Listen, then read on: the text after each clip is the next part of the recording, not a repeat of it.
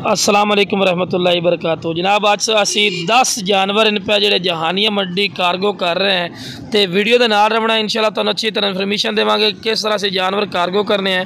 ये पार्टी साडे कोल आई है जहानिया मंडी तो साडे कोल 10 पट्ठा लैके जा रहे हैं तो तुहानूं उन्हां दी ज़बानी सुनावांगे कि साडे रैट जिहड़े इन पे साडे कोल आओ तो कैसे जानवर होंदे ने और कई साडे रैट मुनासिब होंदे ने कि ज़्यादा रैट तो वीडियो का नाम रखना इंशाल्लाह तुहानूं अच्छी तरह इन्फॉर्मेशन देंगे कि फिर की रैट असी चाहे जो मुनासिब रैट देने हैं या महंगे देने हैं इंशाल्लाह तुहानूं उन्हां दी ज़बानी सुनावांगे। तो दूसरे नंबर पर जेडे भाई आते ना मेरे फौजी भाई अपनी लोकेशन दसो।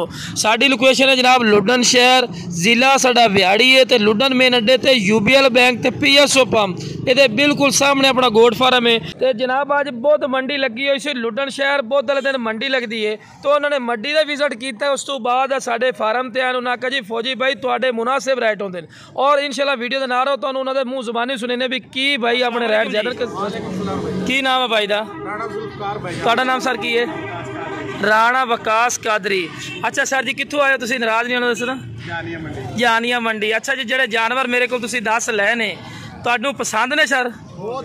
कैसे जानवर सी ते रैट तुसीं अपनी मनाई है कि मेरी मनी है? ठीक हो गया, खुश हो के जा रहे हो ना।